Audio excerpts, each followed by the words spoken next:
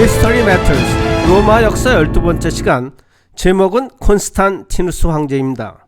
안녕하세요, 김성도입니다. 시리아 왕조 이후 로마의 위기는 계속됩니다. Crisis of the Third Century라고 부르는 이 50년간 26명의 황제가 바뀐 중에 16명이 암살되었고 10명만이 자연사했습니다. 황제의 권력은 군과 근위병에 의해 지탱되었으며 그들은 황제에게 눈치를 주고 재위를 넘보게 됩니다. 조국의 방위자가 조국의 적이 된다. 우리를 향해 우리 형제의 가슴에 칼을 꽂으라고 명령한다면 우리는 그 모든 일을 행할 것이다 라고 했습니다. 데키우스 역시 반란으로 전임 황제를 죽이고 황위를 차지했습니다. 그는 인민의 미덕을 회복하고 예로부터 내려온 원칙과 풍속 그리고 짓눌려 있는 법의 위엄을 회복하지 않고서는 로마의 위대함을 재현시킨다는 것은 불가능하다는 것을 깨달았다고 하면서 감찰관 직책을 부활시켰습니다. 데키우스는 다키아 제후부터 침입한 서고스족에 대한 승리에도 좋아하여 끝까지 몰아붙였습니다. 서고스족은 타협안이 무시되자 노예가 되기보다는 죽음을 택하였는데 로마군이 혼란 속에 참패를 당하면서 황제의 시신조차도 찾지 못했습니다. 이는 토이토브루크 전투와 비교되는 대패였습니다. 이 아브리투스 전투는 최초의 게르만족의 로마 침입이라는 역사적 사건으로 기록됩니다. 한편 로마의 어지러운 상황이 지속되는 가운데 페르시아는 파르티아 왕조에서 사사니아 왕조로 이행되었고 사사니아의 샤프르 1세에게 발레리아누스 로마 황제가 포로가 됐습니다. 그는 말에 오를 때마다 로마 황제의 등을 발판으로 사용하였고 황제는 죽을 때까지 이 수모를 당하였다고 했습니다. 로마는 이제까지 겪어보지 못한 커다란 위기감에 휩싸입니다. 디오클레티아누스가 황제로 옹립되면서 로마는 위기를 탈출합니다. 디오클레티아누스는 그의 군대 동료였던 막시미아누스의 군사 능력을 높게 평가하여 공동 황제로 추대하였고 서부 일대의 게르만족에 대한 방어를 일임했습니다. 자신은 동부 황제로서 페르시아를 견제하면서 제국을 양분합니다. 동부 황제의 수도는 니코메디아, 서부 황제의 수도는 밀라노가 됩니다. 또한 아우구스투스 때 카에사르 부황제의 직책을 신설하여 황제는 부황제를 양자로 드리고 동시에 부황제들에게 기존의 아내를 버리게 한 후 황제의 딸들과 각각 결혼시켜 그 결속은 안팎으로 빈틈이 있을 수 없었습니다. 제국이 4개의 지역으로 나뉘어지고 동등한 자격으로 통치 및 방어를 책임집니다. 테트라르키라 칭하는 체제가 정립됩니다. 그들 간에는 의심이나 질투 같은 것들은 있을 수 없었다. 두 황제는 성격 차이에도 불구하고 병사 시절에 맺은 우정을 옥자에서도 그대로 유지하면서 서로 질시하지 않았고 두 부황제에게는 야심이 없었으므로 4명의 군주들은 변함없이 전체의 이익을 추구할 수 있었다. 이 특이한 결합관계는 마치 합창단과도 같은 아름다운 화음을 산출할 수 있었는데 어느 날 동부 황제 디오클레티아누스가 서부 황제를 이끌고 동시에 황제위에서 내려옵니다. 디오클레티아누스는 황제 자리에서 살아서 내려온 유일한 황제가 됩니다. 마지막 9년 동안을 평범한 시민으로 직접 배추 농사를 짓는 일에서 행복을 찾으면서 끝까지 모든 모욕과 유혹을 극복하며 살았다고 했습니다.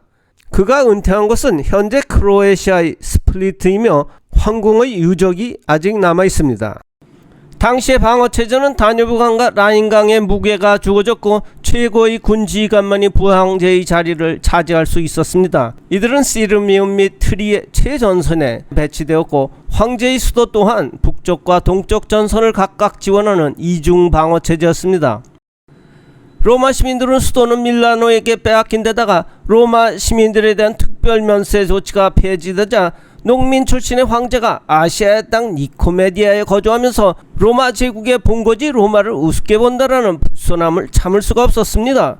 막센티우스가 서로마 황제를 자임하면서 열렬한 지지 속에 등장합니다. 그러자 은퇴하였던 막시미아누스는 가뜩이나 그동안의 수모를 참지 못하고 안절부절해오던 차 이를 핑계로 뛰쳐나오게 되니 황제는 갑자기 6명이 됩니다. 제국 분리는 내전이라는 심각한 사태를 내포하고 있었습니다. 테트라르키 체제가 성공적으로 운영될 수 있으려면 오직 디오클레티아누스와 같은 유능한 지휘자가 필요했다는 것이 문제점이었습니다. 당시 콘스탄티누스는 콘스탄티우스 부황제의 아들로서 부친 사후에 서로마 부황제 직위를 물려받았습니다.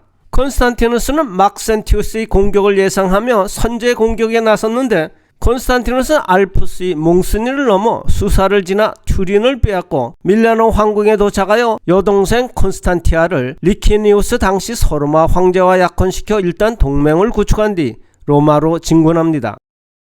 세계 역사의 새로운 기초가 정립된 곳은 바로 이곳 밀비우스 다리였습니다. 전투에 많은 군사들이 승리에 대한 신념을 갖는 절대적인 요소는 종교입니다. 콘스탄티누스는 가톨릭이 이미 오랫동안 실상화되어 있었고 당시 로마 군대도 절반 이상이 기독교인이라는 사실을 간과할 수 없었지만 이에 더하여 그는 자신이 무언가의 계시를 받았다고 믿었습니다. 그는 모든 군사들에게 그리스도 징표를 방패에 표시하도록 지시했습니다. 신이시여, 이번 전투에서 승리하게 하시면 나는 당신을 따르겠습니다 라는 맹세를 바쳤습니다. 2배가 넘는 황제군의 병력이 콘스탄티누스 기병들의 기습 공격에 대오가 흐트러진 채 폭이 7m밖에 안 되는 밀비우스 다리를 향해 후퇴하는 과정에 막센티우스 황제가 패잔병 무리에 떠밀려 강물에 빠집니다. 황제는 갑옷의 무게를 이기지 못했다고 했습니다. 콘스탄티누스는 이 전투를 하나님의 도우심으로 승리했다고 믿었습니다. 밀라노 칙령이 선포됩니다. 기독교 역사가 탄생하는 순간입니다. 신앙의 자유를 인정하고 수백 년간의 기독교 박해를 중지함으로써 민심을 추스립니다. 일요일을 안식일로 정하고 교회의 압류되었던 재산을 환수시키고 성직자에 대한 면세와 자유재산을 인정하여 정치적 안정을 통한 로마 화합을 도모합니다.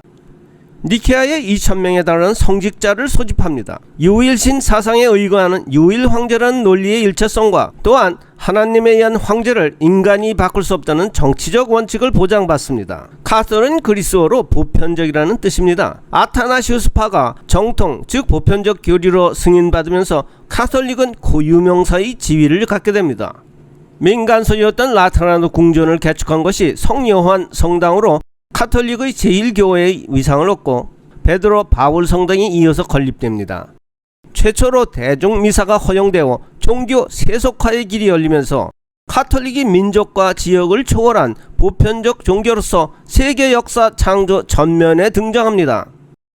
모든 정치적 권력은 종교적인 기초 위에 서고 그 한계 안에서 국가의 운명은 국가의 신들과 존망을 함께한다. 종교는 국가의 원리와 끈을 내야 끊을 수 없는 관계에 있는 것이다. 콘스탄티누스는 로마를 다시 통합합니다. 비잔티움이 새로운 로마 제국의 수도가 됩니다. 콘스탄티누스는 비잔티움을 동서교역의 중심지이며 동시에 군사적 요처로서 사통팔달의 위치를 점유하여 다뉴브강과 돈강 사이의 게르만과 페르시아의 행동을 빈틈없이 감시할 수 있는 하늘이 준 천혜의 땅이라 했습니다. 트로이 전쟁을 상기해보면 유럽 역사는 이곳에서 태어났다고 해도 과언은 아닐 것이라고 했었는데 그럼에도 불구하고 콘스탄티노플 건설은 로마 제국 몰락의 중요한 원인으로 지목됩니다.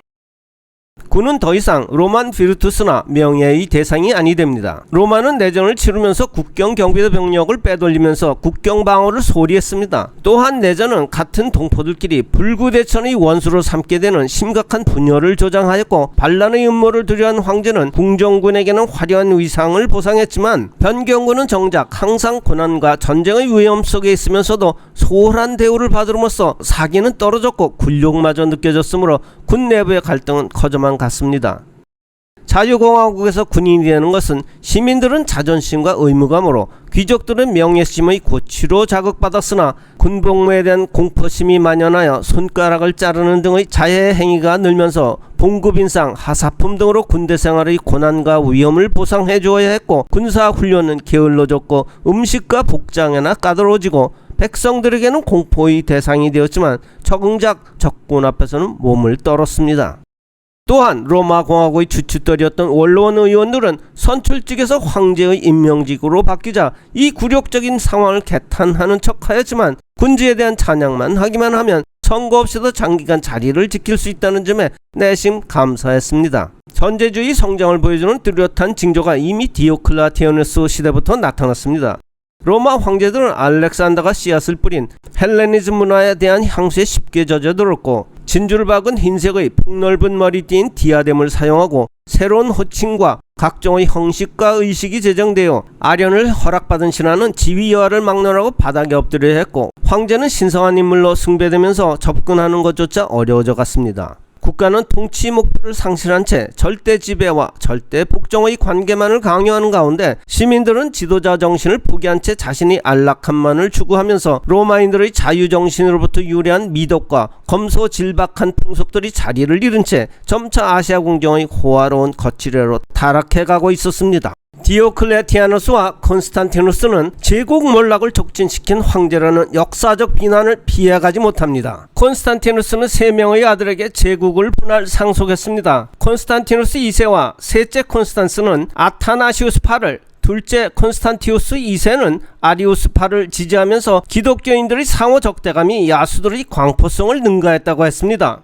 콘스탄티우스 2세가 단일 황제에 오르자 국가의 뿌리를 되찾으려는 일련의 시도를 하게 됩니다. 그는 과거 로마 신들의 예배를 허용하고 신전들을 보호하였을 뿐만 아니라 베스타 신전의 6명에 대한 무녀들의 특권까지 보장했습니다. 아울러 아우구스투스 황제도 겸임했던 폰티펙스 막시무스직을 수용했고 기독교보다는 오히려 고대 종교에 대해서 더 한층 절대적인 권위를 인정하였기 때문에 종교 문제는 수많은 특권과 소모적인 논쟁으로 이미 제국의 힘을 좀먹고 있었고 이와 같은 사태는 계승되어 갑니다. 콘스탄티노플 제국은 로마와 그리스의 결합체로 태어났습니다. 이 제국의 목표 하나는 경제 부흥이었고 다른 하나는 페르시아에 대한 방어였습니다. 후일 테오도시우스 2세에 의해 난공불락의 성을 구축하면서 천여년의 비잔틴 제국의 역사를 보존하는 토대가 되었고 제국은 이 점에서는 성공하였습니다. 그러나 서로마가 고유의 라틴 문화를 유지하였는데 반하여 동로마는 오히려 피지배 지역인 그리스 문화에 의해 거꾸로 흡수되었다는 점에서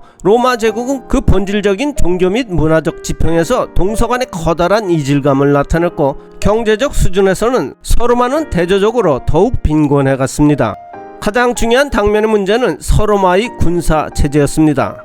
다음 시간은 게르만족의 침입, 로마 군대의 주 병력이 시민에서 야만인으로 교체되는 과정이 로마 멸망의 역사이다. 다음 시간에 뵙겠습니다.